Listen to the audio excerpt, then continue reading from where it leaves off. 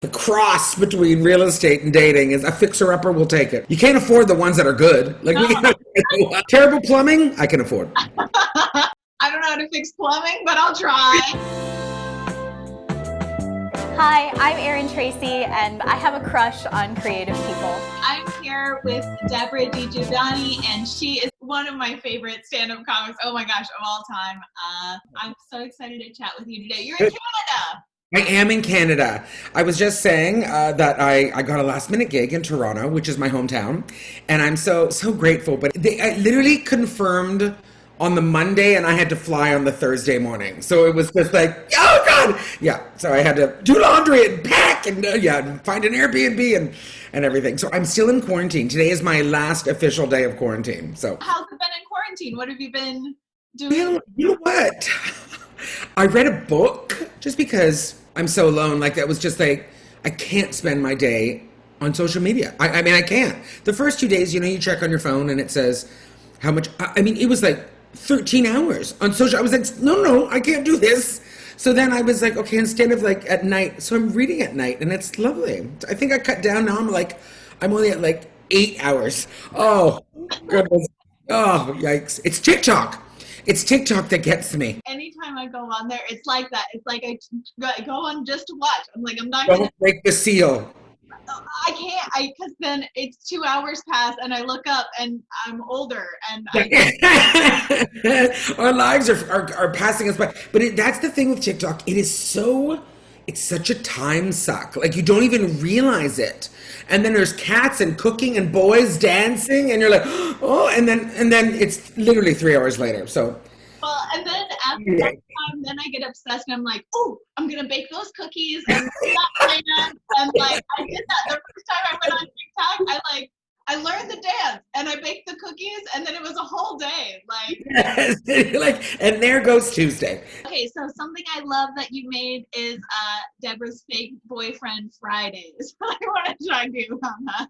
Let me tell you, I am an immature idiot, all right? This is what I do. I'm just an immature person. And, it just started, and I used to do it because it's been going on for almost 2 years now. I can't believe it. And it's so stupid. And I just would, I would put up little pictures of, hot guys on Instagram and make little captions. And then people were like, this is funny. So then I just started it every Friday. And I'm telling you, people wait for it. They look for it. But for me, it's like, yeah, it's a cute guy. But I always like the little stupid caption. That's my favorite part. It's just making up my little story about the guy, and everyone's always like, he's hot. I'm like, are you reading the story? The story is fun. Read the story as well. Also read the story, please. But that's my brand. You know what I mean? A little mature. You're not going to learn anything, but it's fun. Where do you find the men? Like, where do you find your hot guys? Oh, I just do a deep dive. You know what it is though now? On Instagram. Instagram now knows me. I even just I just click on search and it's like men. They find them for me now. And sometimes people send me men. What about him? What about him? And I'm like, great, I'll take it. People send their real life boyfriend stuff and I'm like, all right, calm down. We can't do that. That's awesome. I'll send you a man. Oh my God. That's fun. Do you have any advice for makers, people that are making things, people that are comedians right now? Ooh. Yeah. You know what? That's interesting. Because I've never had it actually posed to me like that. Okay. So I'm a stand-up. I've been doing comedy for 20 years. I've been doing stand-up comedy for 20 years. And I'm sorry, kids, but when I started comedy, it was just stand-up. You just did straight up stand-up. There was no Instagram. There was no TikTok. I would say the biggest thing to say now is be versatile. Be open-minded. Don't say things like, I'm not going to do that. You have to. We have to now. Sometimes it's scary and overwhelming, but most of the time it's inspiring and fun. Do you know what I mean? It really is. That it's like, okay, what else can I do? Do you know? Because that's, I think, where we are in the world, is what else can we do? Especially now, because there is no stand-up right now. I mean, I just feel like it's like, be open-minded. Be open-minded. Don't let yourself go, I'm this. We kind of have to be a little bit of everything now. And even saying that does scare me because I'm a stand-up. That's what I do. But you've got to be open to trying a little bit of everything. And I think that's very important to not pigeonhole yourself. Not to be like, this is what I do. Now, after you've made that decision, the only real advice I can give is just to do it as much as you can. When you're a stand-up comic, you can't. It's got to be as much as you can. And I know that you can't control stage time. You can't always get on stage, but you can go to terrible open mics, and you have to, because that's the only way to learn in stand up. Now, for live stuff like that, that's the only way to learn. When it's everything else, it's like, you've got to kind of like, you just got to throw it at the wall and see what sticks. So you just have to do as much as you humanly can. You should always sort of be tired. You should always be a little tired, because that's just the way of it, until you really figure out your voice and who you are, until something hits, because they don't always, especially like for something like TikTok. It's like people are like, are you going to do TikTok? I'm like, I haven't found what I'm doing on TikTok yet. I will find it. Because I've got my things that I do, and I'm like, I just haven't found sort of my voice on TikTok. I can't believe I just said that, but I did. I said it. Yeah, it's recorded. But yeah, I think it's things like that it's kind of like you just have to keep going until you find what works for you. I badly needed you to say that today, so thank you for everything you just said. But I have like 6 different questions now, which is there one piece of that everything else that you did that you feel like made a big difference for you? Oh, okay. So I started comedy in 2000, everybody, 2000. And, started in Toronto. And there was a show that came up probably in 06. So 2006, a show came up, and it was a talking head show. Like, Canada, God bless us, we're very sort of famous for taking an idea that we see on American television and make it ours. But that's what they did. And it was a talking head show. It was called Video on Trial. And it was a show where we basically made fun of music videos. And, at first, like all of my, comedian friends, everyone got a crack at it. And I did too. And, a lot of our friends were kind of like, this is stupid. They didn't pay. They hardly paid you anything. They gave you like a little honorarium. And people were like, no. But I was like, no, I like this. I'm going to stick with this. And I'm telling you the truth. It's one of the things that completely changed my career. The amount of kids that I got from that, because people were watching it and they were about 12, and then over 7 years now they're a teenager, and now they come to my shows because they're 28. Do you know what I mean? Like, and there's something about getting someone in their youth. When you grow up with something, it's deep in your heart. Do you know what I mean? It's deep in your heart. So I am so fortunate that I have this span of like probably, it could be anywhere from like, kids that are like 25 to like 35 or 40, where they're just like, I loved you on that show. And I'm like, yeah, and I couldn't be more grateful. And then moving was a big thing. That was super out of my comfort zone. I had a very good thing going in Canada, and then realized that I had to scare myself a little bit. I think it's very important. Unless you're one of the lucky ones that is born and raised in Los Angeles or Manhattan, you have to go. You have to leave at some point. So you get your legs somewhere else, and then you got to go somewhere else. You got to move. And I just feel like that's very important, because it's like, you can't always perform for your family, because where you start, like there's something very safe about it. It's your home, it's your people. And then you got to go start where no one knows you. So that's another thing that's like, I feel like that's necessary. Even like not saying no to Zoom. Yeah, this interview. Because it's like at the beginning of the pandemic, all comedians were like, I'm not going to do Zoom shows. And I was like, I will. And it's just. Me too. I've done 38 as of this weekend. I will have done 38 shows. I'm sorry. It's like, is this the only thing available to me right now? Then I'm going to do it. That's all there is to it. That's it. I was like, I have to keep writing and performing. Like, I will do all the Zoom shows. Like, same. I'm not joking. We started with Instagram Live, and I was like, you betcha, I will. I don't care. I'm like, I have to. I am not the kind of, because I'm very fortunate, and I always got on stage quite a bit. So it was like, from that to zero, no, that's not going to work. That's not going to work for me. Like, I lived in alone with my dog. So it's Yeah. talk to her or talk to my refrigerator or talk to this thing. Like it's That's it. And it's a nice combination. Fridge, dog, people. That's all we need. really It's good. mark kind of Hey, you're fine. it's obliquely related to people. It's not- the dog has Mike's eye contact. That's fine. You know. In that 20 years of doing stand-up comedy, was there a turning point where you were like, oh, I got it, like it clicked in, and you were like, all right. You know, it's funny because my style of comedy has changed a couple times since I started. So it was probably for me like in year like 4 when it sort of like I felt the change. Excuse me. I really went, oh, this is something. We're doing something now. I literally used to like print out a set and like memorize. And it used to go well. But then it was a situation where there was a showcase and it was just for laughs. And this was like year 4. And it was a big showcase. You know, there was a group of us. They drove us out. We were in a different town. And I bombed so hard. And I bombed because in the monologue, I just missed a word and then it was gone. Like I missed an important word. And then it was like I did the callback to it and it was, they were like, what? And then there was that part of your brain that was like, oh, I've messed up. And then the flop sweat and then I could not recover. And that was, you know, because it was that monologue style and it was sort of like, I missed a part. I couldn't recover. It was just, that was it. So it was very bad. And, you know, I cried on the way home. And then, you know, the next day I went to my home club and I showed up, you know, to try to get a set. And, you know, a comic who'd been doing, you know, was older than me, like doing comedy for like maybe 15 years. He, you know, came up and he was like, first of all, good for you for being here. And I was like, well, I have nowhere else to go. You know, I'm a sheet. And he just was like, took it from me. And he was just like, just go on stage. And I went, what is it? Just go. And then Debra DiGiovanni was like, blah, blah, blah. And then it literally, I know this sounds, but it did. It just changed. I dropped the script and I just performed. And it was really one of those that got off stage and was just like, oh yeah. And then he was, you know, he was like, there you go. And it literally changed how I did comedy from that moment on. That was just it. And then, so that was like year 4.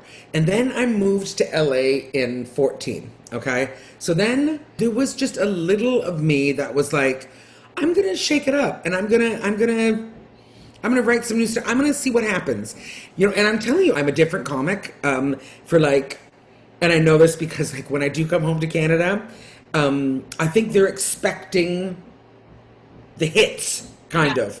You know, and I'm like, oh no, I want to talk about this now, and I feel like oftentimes it's like it goes over, but it doesn't always go over as well as it did when it was, you know, 10 years ago. But that's, you know, I've quoted Sarah Silverman for saying, you shouldn't like what you were doing 5 years ago. You should sort of be embarrassed about what you were doing 5 years. And I feel that way. I really do. Like every 5 or 6 years, you just go, oh no. And that's kind of what I want because I want to keep, you know, growing, changing, progressing. I don't know. But yeah, so I'd say those it was definitely the '04 incident and then moving to Los Angeles. Humbling. Moving to LA was super humbling and so necessary for me. So necessary for me. So is there anything that you would like to make right now? Oh, I'm going to say this to you. I'm scared to say it, but I'm going to say it. I want to do like a one-woman show type thing. Oh, you would be so good at that. I mean, thank you. But it's like, because even as I say it, I go, what is different between stand-up and a one-woman show or one-person show? And I think it's sort of like, I don't know, there's a bit of a, you know, there's an arc, there's a beginning, middle, and an end, there's a little bit of poignancy, like I'm interested in it. I think I'm scared of it, and I always want to do the thing that's scary. Like, if I'm scared of it, I think that means I should probably do it. Do you know what I mean? Like, if I go, no, that's my brain and my body going, this is the thing you need to do. So I do feel like that might be something I want to attack next. Yeah. And I want to succeed on TikTok. I'm gonna do it. I don't know how. I'm gonna figure it out. Stay tuned. I wrote down, is it TikTok ? So yes, the answer is yes. Yeah.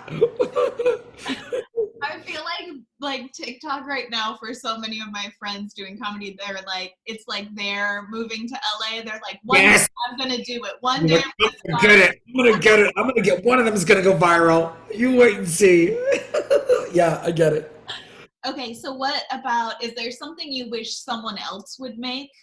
Always more comedy, always more comedy. But like I do love I love when it's like I love a two-person situation. Like I love like in terms of sketch, I always just want it to be two people. Do you know, I don't know why. Like that's sort of my favorite grouping. Very, just bare bones, just two people. I love that. Love to see that because I don't think we've done that for a long time, Sketches always got like 45 people, and that's great. But I love it if it was just, like my Steph told us, she's really good at that. She has a great sketch troupe called Lady Stash, and it's just her and her friend Allison. And I don't know why someone hasn't jumped on them and given them, millions of dollars to make a show because they're just so funny. They will. I feel like they will one day. They will. Yeah. I tell them that all the time. Don't worry, it's coming. Yeah, I feel like that's part of the like always doing something and being weird is like realizing that. I don't know. I think there's always that idea that like something will suddenly happen and things will change, but I do think it doesn't usually happen like that. It's just like, slowly like this, and you get a little bit closer, and then sometimes you make a little bunny hop, but not. But you see, and that's a good thing to say too. You know what I mean? Because that's true. It's like I think the days of being discovered, they're not. They don't happen so much anymore. Do you know? They don't. But it is like there is that sort of like I mean. And an old adage in comedy is like, an overnight success is 20 years in comedy. Do you know what I mean? So but I also feel like maybe I'm I don't know, too hopeful. I don't know. I feel like there's space for everyone. I really do. I feel like, if this is what you're supposed to be doing, the earth will support you and it will just keep moving you along. And it may not be leaps and bounds. It might be bunny hops. It might be little tiny bunny. And maybe sometimes you sit in the same place for a while, but you're fine. And then you keep going. You're safe. You're fine. And then you keep going. So much of the work is the consistency of just showing up for whatever the thing is. That's exactly it. That's a good quote because it is so much of it is just the consistency of showing up and being present and actually being there and not being like mailing it in, like actually being there, Right, like making an effort and learning from things. Yes. Yeah. Okay, so this question hits different now because this show we started interviewing folks in January. Oh.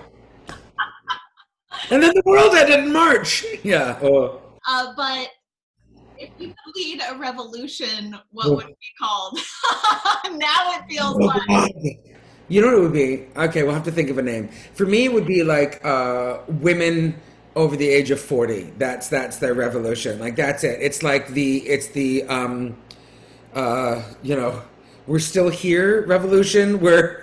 We're still viable, that kind of thing, because that's what I would love. Because we really do. Entertainment has a tendency to put women, not men, women on the shelf at like 35, and I mean, it's so stupid because it's like the older we get, the better we get, especially in terms of comedy.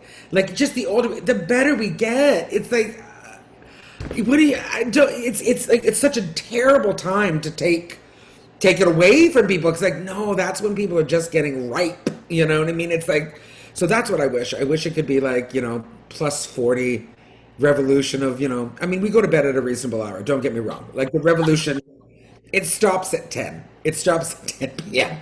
We all tuck in for the night, meet up in the morning. But the thing is, that would be nice. Because I think there's something that happens after or in your 30s where you actually start to get to know who you are. Yes, in all regards, in all regards of life, it just and this is not to say that young people aren't talented and don't have something to say. I mean, that's not at all to say that. It's just that you think someone's great at 20, you wait until 32. Oh my God. It's just, because then you get more confident, you know who you are, and it's just the things that you worry about fall away, and it's true. And it just, I don't know, and there's just that seasoning. Do you know what I mean? Yeah. It's like a cast iron skillet, do you know? It's like People that keep a cast iron, they're like, I've had it for 90 years, and it's the greatest thing they've ever had. Like that's it. You just season it properly, you keep it well, and it's good. You know, it's great forever. It gets better as it goes on. So yeah. You have a creative crush right now? Is there anybody whose work you really admire or are being inspired Yeah. by? Rory Scovel he's just one of my favorites. He's just everything he does is brilliant. One of my favorites is Jared Goldstein. I find him inspiring. I really do, because he just never stops. And even when you think to yourself, I don't want to do that, Jared's there. You know, Jared, absolutely. And and he's sort of like goes together like that. It's like, but I just find him really, really inspiring. But then there's also like, what is her name? I love her so much. She does the character of her mother on Instagram. And I know Alyssa Lempiris. Oh yeah. It's so good though. And she works a lot. She's always producing something. There's a lot. You know, there really is. There's a lot. And that's what I think is so lovely about Los Angeles. Like when I moved here, everyone's gonna be like, the comedy scene, boo. And I was like, you don't know what you're talking about. It is a vibrant, inspiring comedy scene. I mean, every time I go to a show, I'd be like, who's that? Like it was just, you know, and I love that. I want that. I want to be a little scared by people. I really do. I want to watch someone go, damn, like that's what I want. You know what I mean? I want that because that's inspiring to me. That you're like, oh yeah, this hustle doesn't stop. You know, and it's nice. Yeah, because I grew up in Florida and then I went to school in New York and I lived in New York City for a while and I was always like, oh, LA, like, nah. Yeah, because they told us that the East Coast is always like, boo to LA. No, it's like in terms of being in a place where like people are relentless about always creating. Yeah. And I don't even think I realized how much I wanted that. And I thought I would get that in New York, but I feel like New York, there's so much of a hierarchy there that you just have to kind of find the little space where you slide in and like it's available. But LA is like it's like the Wild West and you're absolutely like and fighting for gold and like we're probably gonna just, you know, die in the coal mine, but that's okay. like you know what? so inspiring to be around everybody just like with that energy of like I'm gonna make a thing and see if it works, and if not I'll make this other thing. Totally. Okay, so the show used to be filmed obviously in like a space where you and I would be in person together. Mm-hmm. So a question I've asked all of my interviewees is, would you dance with me? Yes. I was nervous about asking you that question for some reason. Okay, well, do you want to pick a song? Oh God, that's a lot of pressure. You know what? And this is, I'm not proud of myself. First of all, I don't have any pants on, so I'm going to sit in my chair and dance with you. We'll do a seated. Yes, we'll just do. Sure. You know what? I'm so embarrassed. Most of the songs, like right now, I can't get that one TikTok song out of my head. The Savage Dance. No, it's the one. It's the looking super fly in your corduroy. It's that little the backyard or something. What is it? Okay, 1 minute. That song called. Okay, hold on. Yeah. It's happy. It's upbeat. Backyard Boy. There it is. Everything is perfect. I'm so happy. It's so happy. Also better.